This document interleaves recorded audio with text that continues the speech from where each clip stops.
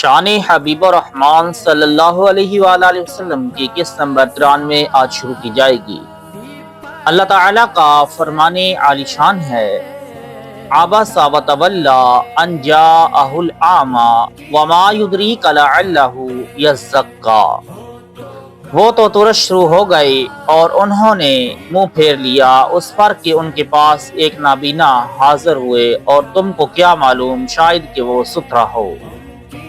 یہ آیت کریمہ وہ ہے جس کو لوگ کہتے ہیں کہ عتاب کے طور پر نازل فرمائی گئی ہے، لیکن ایمان کی آنکھ سے دیکھا جائے تو اس میں محبوب علیہ الصلوۃ والسلام کی وہ شان نظر آتی ہے کہ سبحان اللہ۔ سب سے پہلے ضروری ہے کہ اس کی شان نزول معلوم کی جائے، پھر اس پر غور کیا جائے کہ اس آیت کا مقصد کیا ہے۔ اس آیت کریمہ کی شان نزول یہ ہے کہ سرداران قریش، ابو جہل، عتبہ، شیبہ وغیرہ کی خواہش یہ تھی کہ ہمارے واسطے علیحدہ مجلس باز حضور علیہ الصلوۃ والسلام مقرر فرما دیں جس میں کوئی غریب صحابی شریک نہ ہوں۔ حضور علیہ الصلوۃ والسلام نے اس کو منظور فرما لیا اس امید پر کہ ان کو ہدایت ہو جائے تو عشائر اسلام ہو۔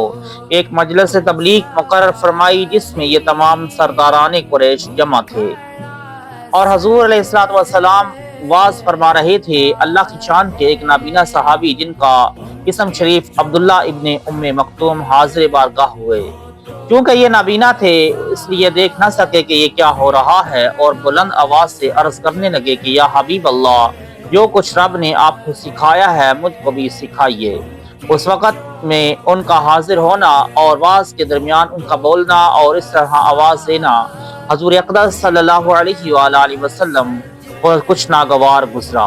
سرداران قریش چلے گئے، حضور علیہ الصلوۃ والسلام اپنے مکان شریف میں تشریف لے گئے، ان کو کچھ جواب نہ دیا۔ دولت خانہ میں جاتے ہی آیت کریمہ اتری جس میں محبوب رب العالمین علیہ الصلوۃ والسلام سے اس ترشروئی کی شکایت کی گئی، مگر قرآن پاک کا طریقہ کلام تو دیکھو، یہ نہیں فرماتا کہ آپ نے ترشروئی کی بلکہ فرماتا ہے کہ انہوں نے ترشروئی کی، یعنی ہمارے ایک محبوب ہیں صلی اللہ علیہ وآلہ وسلم، ان کو آج اپنے ایک نیاز مند غلام سے کسی قدر ناراضگی ہو گئی۔ اے محبوب، آپ تبلیغ اسلام میں اس قدر کیوں مشغول ہو جاتے ہیں کہ اگر آپ کی خدمت میں کوئی اپنا غلام آ جائے تو آپ کو تکلیف ہوتی ہے۔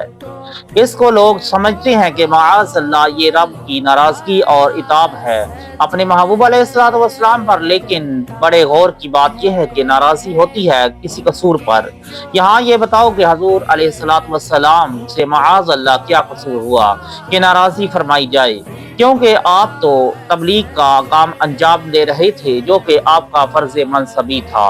کیا فرض ادا کرنے پر ناراضی ہوتی ہے؟ ہرگز نہیں، بلکہ حضرت عبداللہ ابن ام مکتوم رضی اللہ تعالی عنہ سے 3 خطائیں ہوئیں: درمیانے گفتگو میں بولنا، ندا کر کے پکارنا اور کلام مصطفیٰ علیہ الصلوۃ والسلام کو بیچ میں سے کاٹنا۔ اگر یہ آیت عتاب تھی تو حضرت عبداللہ کو عتاب ہوتا، نہ کہ حضور علیہ الصلوۃ والسلام کو۔ شیخ عبدالحق محدث دہلوی نے مدارج النبوت میں اور مثنوی شریف میں فرمایا ہے کہ حقیقت میں یہ اپنے محبوب کے غلام بے نوا کی طرفداری ہے کہ اے محبوب رب العالمین، چونکہ وہ آپ کا نیاز مند ہے اس لیے ہماری بارگاہ میں اس کی خطائیں بھی معاف ہیں۔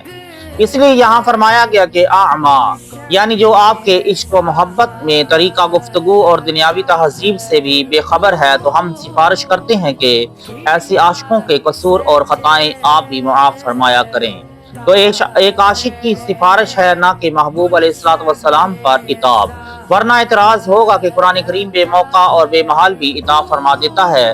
اب اس تقریر سے معلوم ہوا کہ یہ آیت پاک محبوب علیہ الصلوۃ والسلام کی شان کو دوبالا کر رہی ہے کہ ان کے غلاموں کی خطائیں بھی ان کی وجہ سے معاف فرمائی جاتی ہیں، اور محبوب علیہ الصلوۃ والسلام کو ان سے راضی کیا گیا۔ یہ تو غلام ہیں، دشمنوں کے لیے فرمایا گیا وَمَا كَانَ اللَّهُ لِيُعَذِّبَهُمْ وَأَنْتَ فِيهِمْ، اللہ تعالیٰ ان کو عذاب نہ دے گا کیونکہ ان میں آپ ہیں صلی اللہ علیہ وآلہ وسلم۔ اس آیت کے نازل ہونے کے بعد حضور علیہ الصلوۃ والسلام عبداللہ ابن ام مکتوم کی عزت فرماتے تھے، اور چونکہ یہ آیت شریفہ ظاہر میں عتاب سے معلوم ہوتی ہے اس لیے حضور علیہ الصلوۃ والسلام حضرت عبداللہ کو دیکھ کر فرمایا کرتے تھے کہ یہ وہ ہیں جن کے بارے میں مجھ کو میرے رب نے عتاب فرمایا۔ خیال رہے کہ عتاب عذاب عقاب میں فرق ہے۔ عتاب تو ہوتا ہے محبوب یا فرمانبردار بندے پر، عذاب ہوتا ہے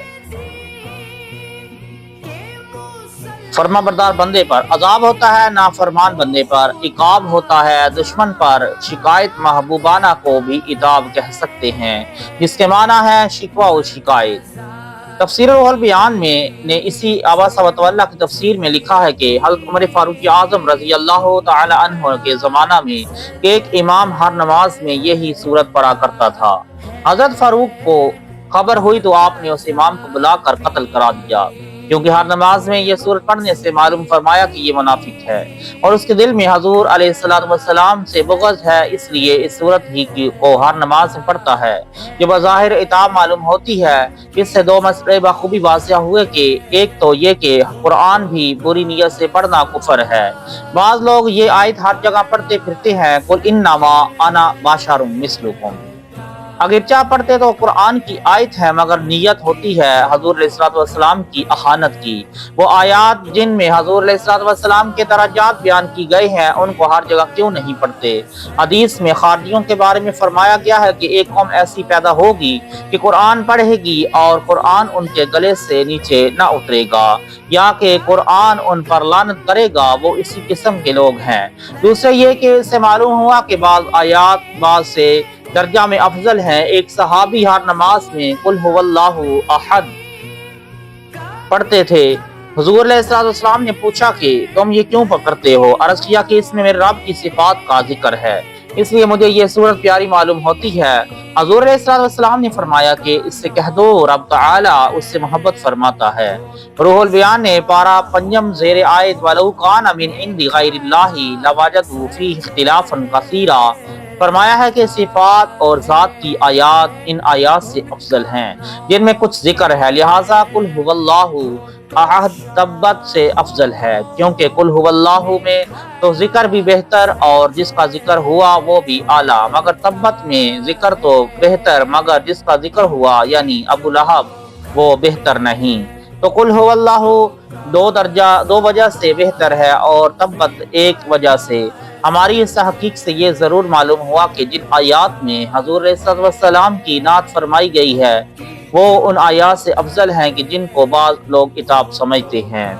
وصلی اللہ تعالی علی رسول خیر خلقہ سیدنا و مولانا محمد وعلی آلہ و اصحابہ اجمعین برحمتک یا ارحم الراحمین۔